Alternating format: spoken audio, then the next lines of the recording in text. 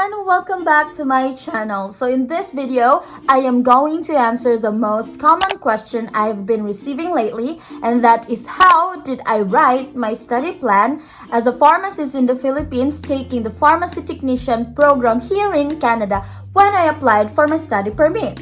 If you are new to my channel, don't forget to subscribe to learn more about life as an international student here in Canada. So this video has two main parts. So the first one is I am going to tell you what are the important details or important information that you have to write in your study plan. And then the second one is how did I address the most important concerns regarding a pharmacist in the Philippines applying for a lower level program or the pharmacy technician program here in Canada.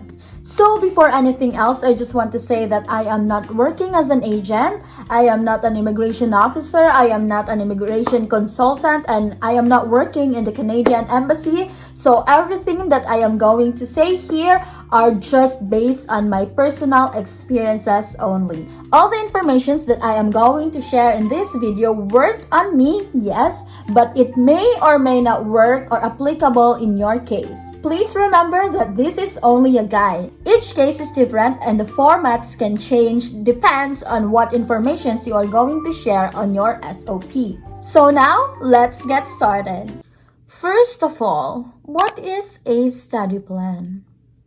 A study plan or the study plan letter is also called as the Statement of Purpose or the SOP, the Visa Cover Letter or the Letter of Explanation or LOA. So they are all the same. It is a self-written letter or a document that you have to submit together with your other documents when you apply for a visa or a study permit here in Canada. Now, what is a study plan for?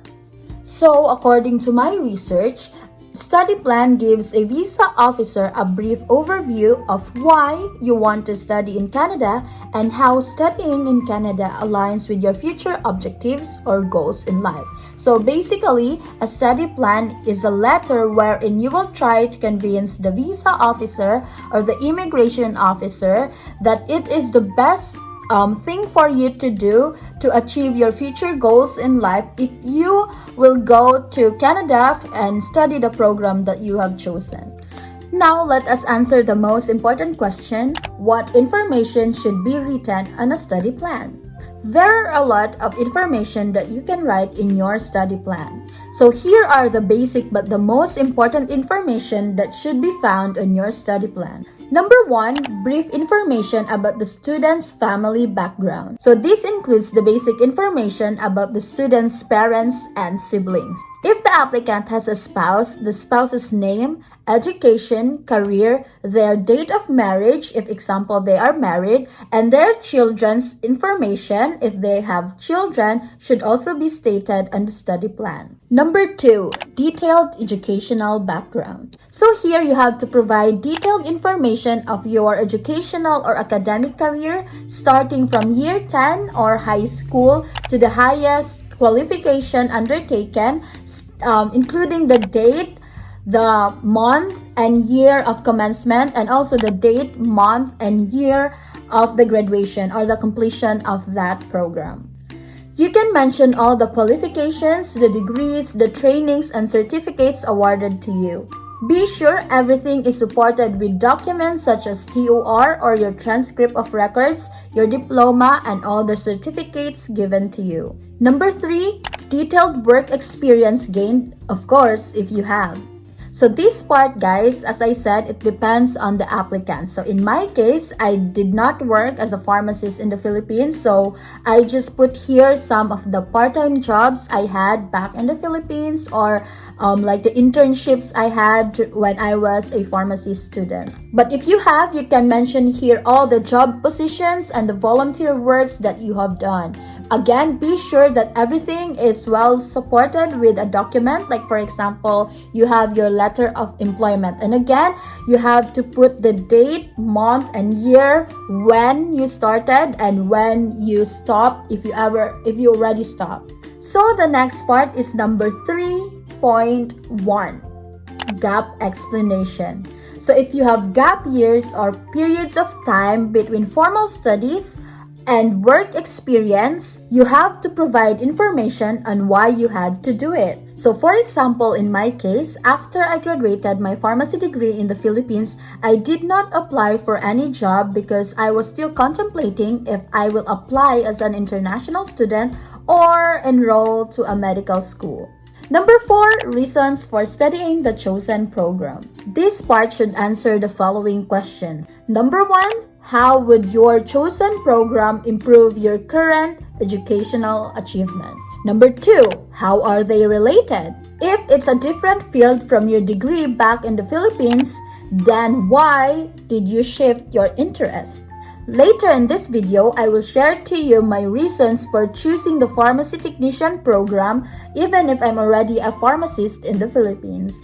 Number 5, reasons for choosing the college or university. So here you have to answer 2 questions. Number 1, why did you choose that college or university over other institutions? And number 2, how well do you know that school?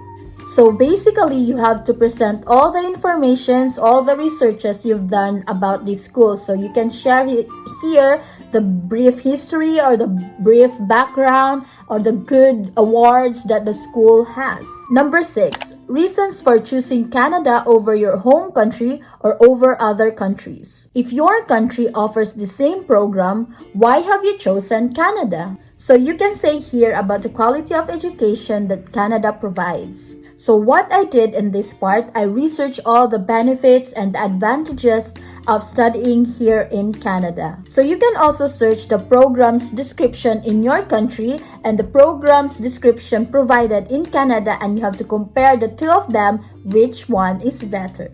Number 7, educational goals or future career plans.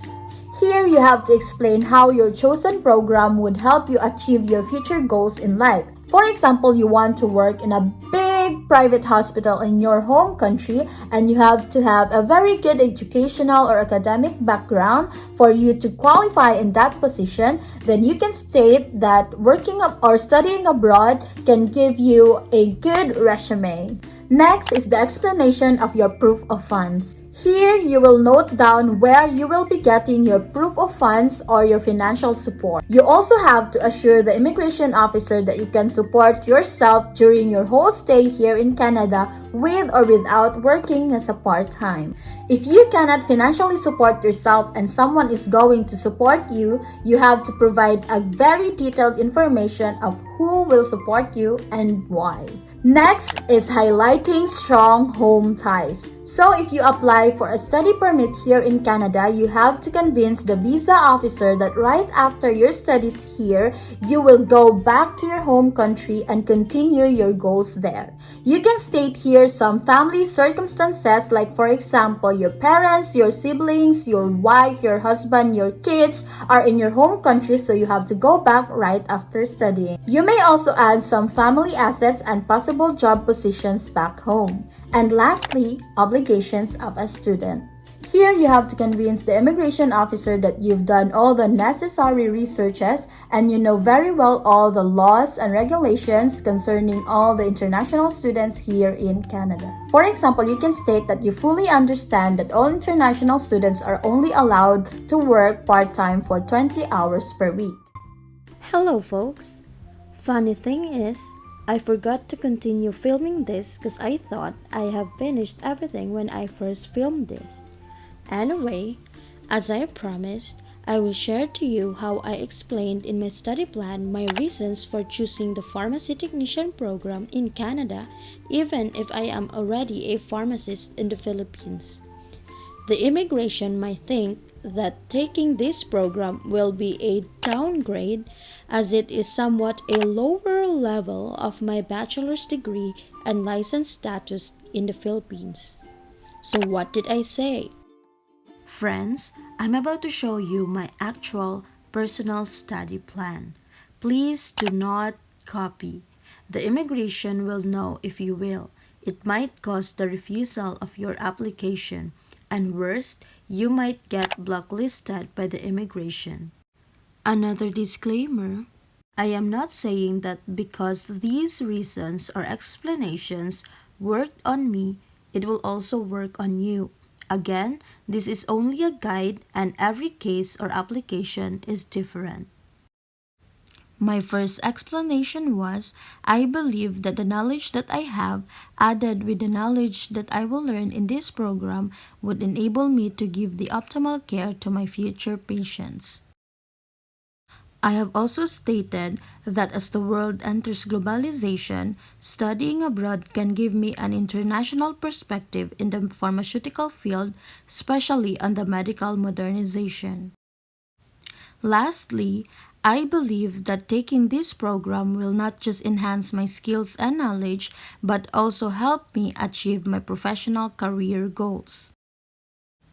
Now you might ask, if we are not allowed to copy this, what should we write instead? So these are the things that you can state in your study plan. As a pharmacist, we know that there is no pharmacy technician program in the Philippines.